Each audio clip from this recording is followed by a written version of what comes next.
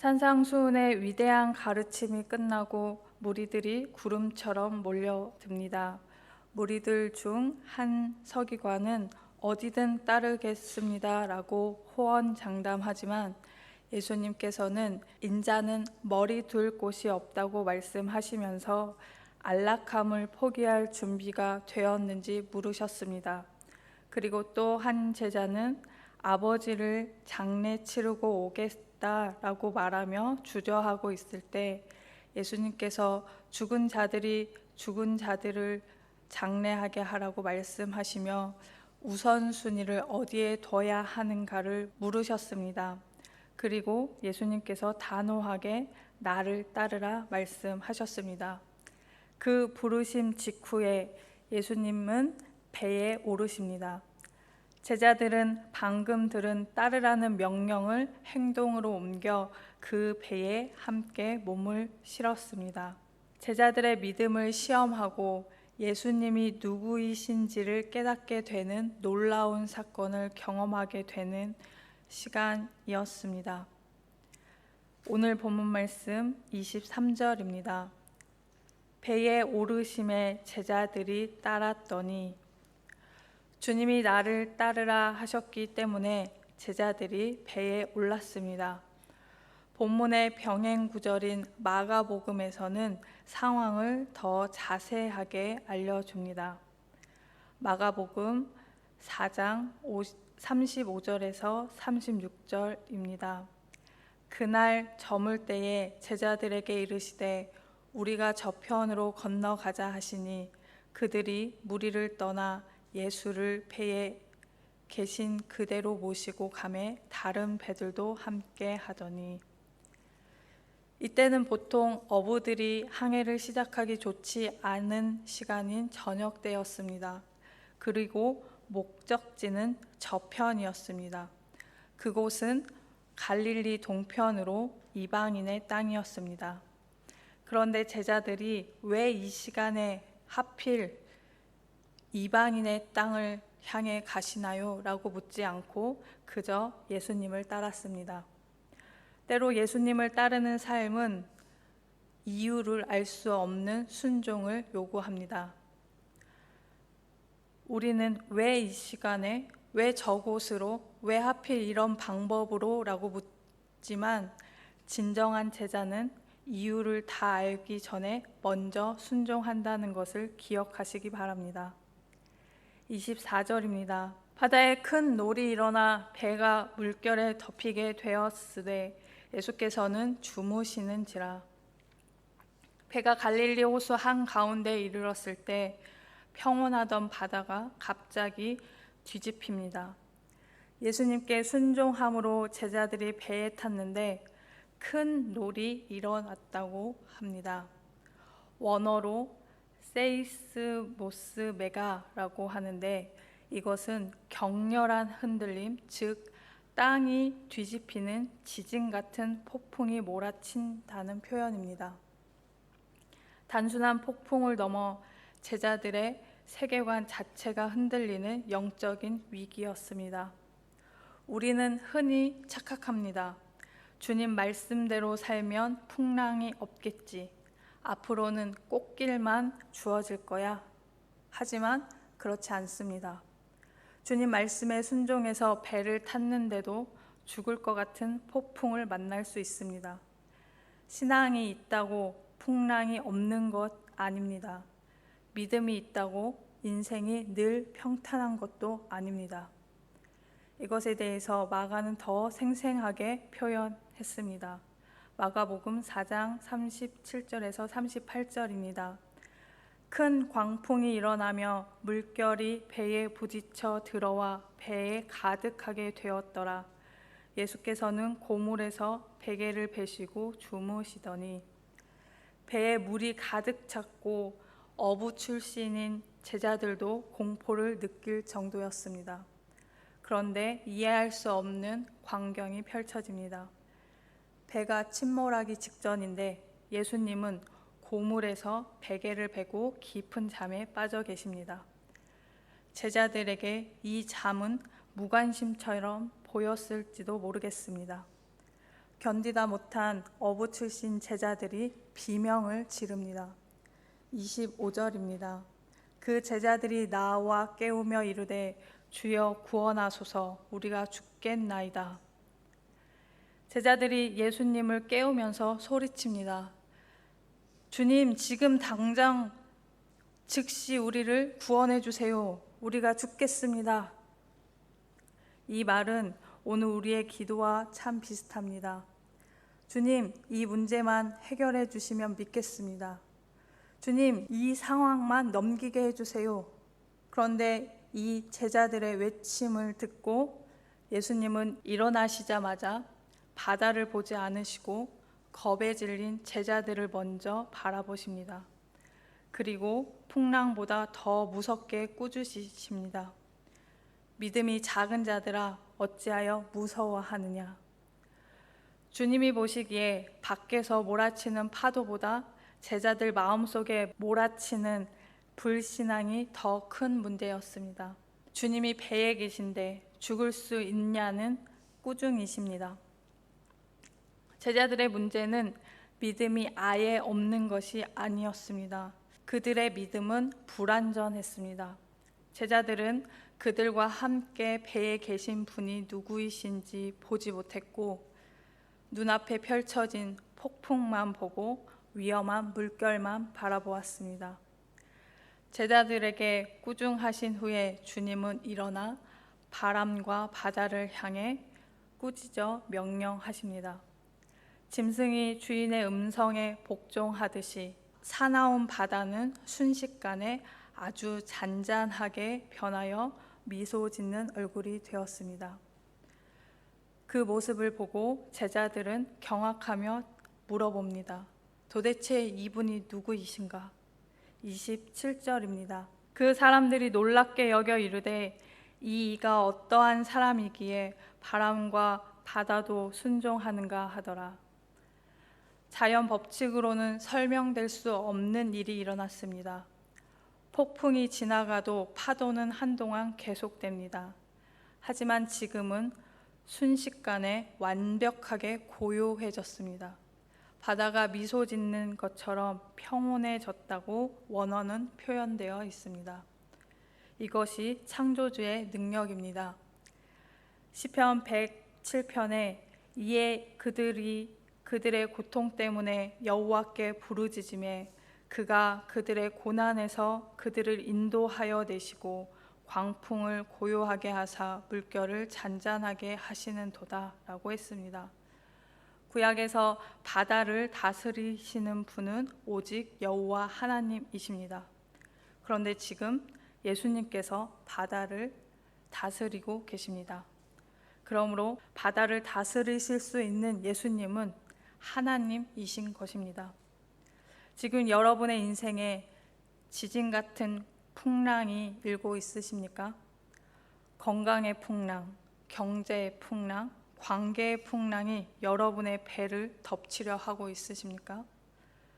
그런데 주님이 주무시는 것 같아서 서운하지는 않으십니까?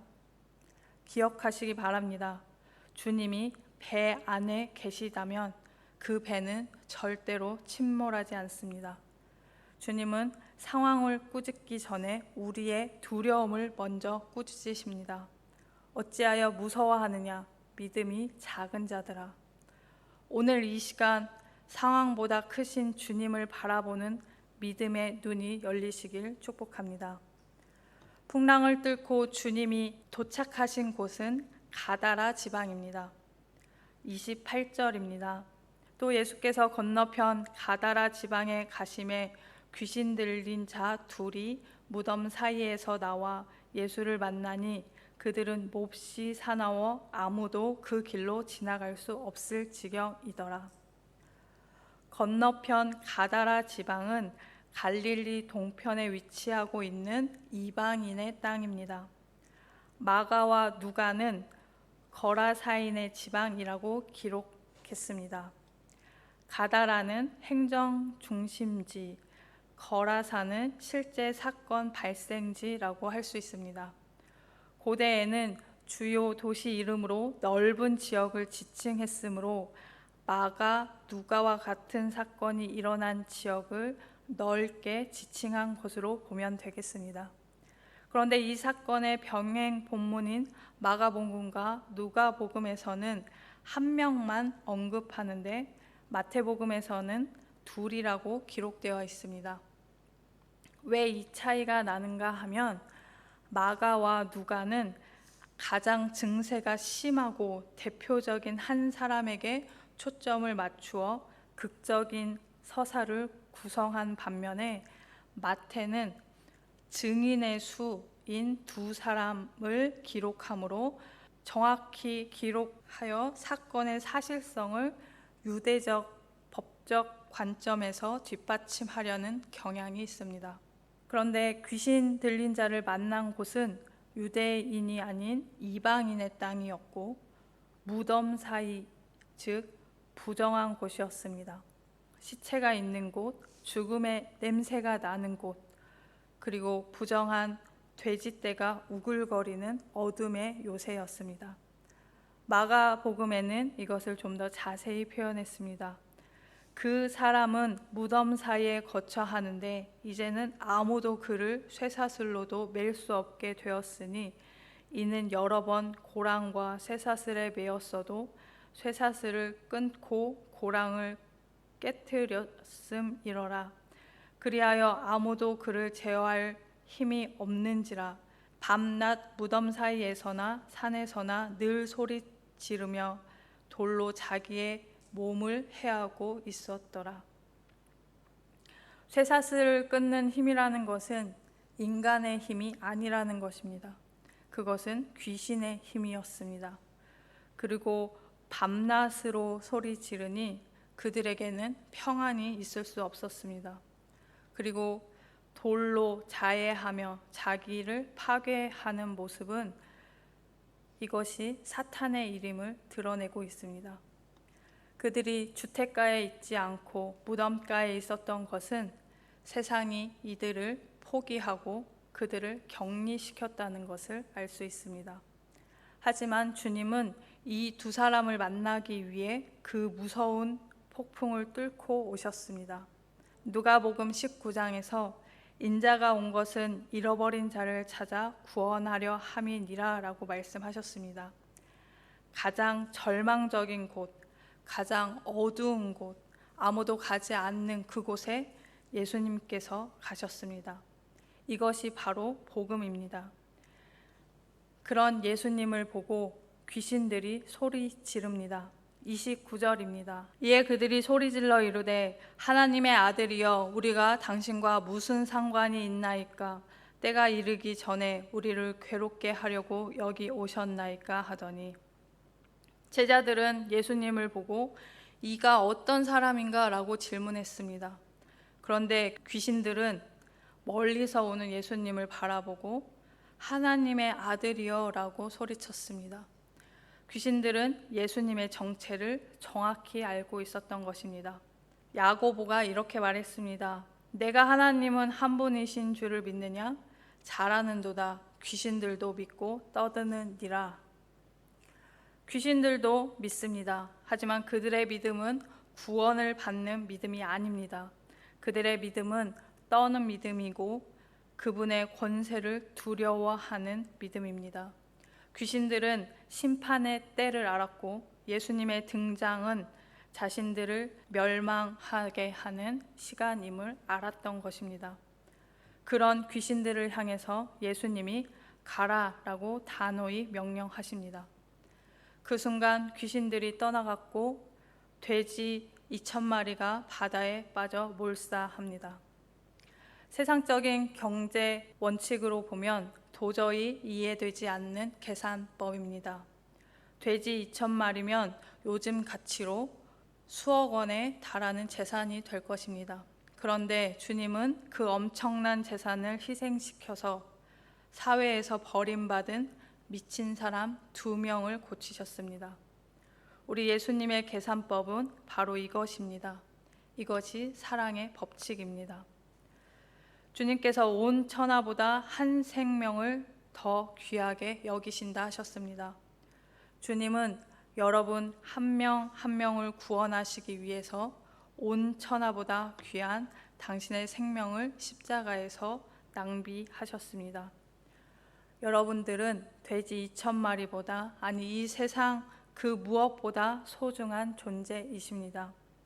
혹시 스스로를 가치 없다고 느끼고 무덤 사이를 헤매는 것 같은 절망 속에서 헤매이고 계시다면 오늘 주님이 그 절망의 경계를 넘어서 여러분들을 찾아오셨음을 믿으시기 바랍니다. 마지막 33절과 34절입니다. 치던 자들이 달아나 시내에 들어가 이 모든 일과 귀신 들린 자의 일을 고하니 온 시내가 예수를 만나려고 나가서 보고 그 지방에서 떠나시기를 간구하더라. 오늘 본문의 마지막에 참으로 슬픈 장면이 나타납니다. 목동들이 시내로 달려가서 자신들이 보고 겪은 일을 사람들에게 전했습니다.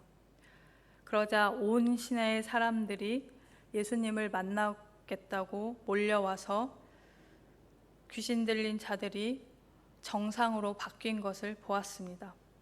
그런데 그들이 귀신에게서 노임받은 형제들을 보고 기뻐하기는커녕 경제적인 손실을 두려워하며 예수님께 떠나달라고 요청했습니다.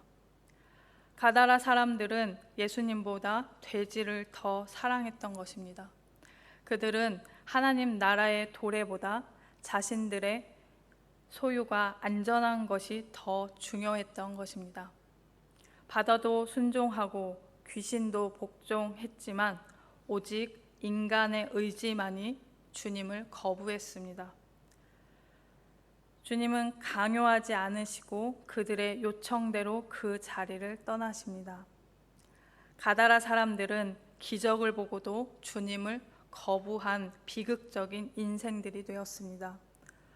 우리 안에도 혹시 가다라 사람들이 살고 있지는 않은지 돌아보시기 바랍니다.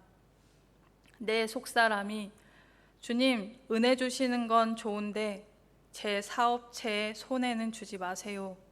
내 평안한 삶을 방해하지 마세요. 라고 말하고 있지 않은지 살펴보시기 바랍니다.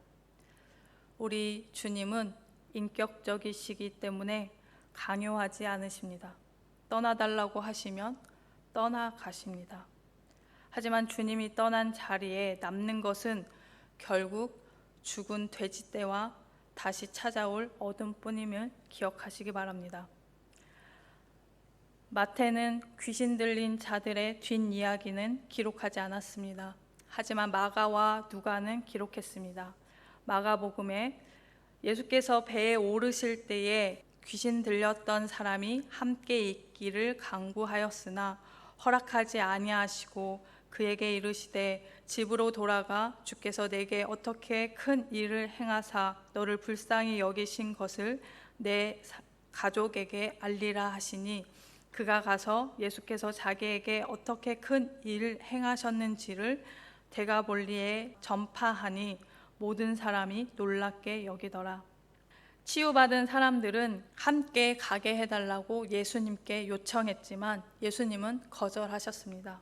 그리고 집으로 돌아가서 내 가족에게 알리고 데가볼리에 전파하라 라고 말씀하셨습니다. 예수님을 따르는 것이 항상 예수님과 물리적으로 함께 있는 것은 아닙니다.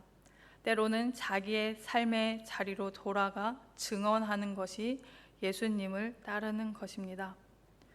오늘 본문 말씀을 통해서 예수님께서는 바다와 바람도 순종하게 하시는 창조주 하나님이심을 배웠습니다.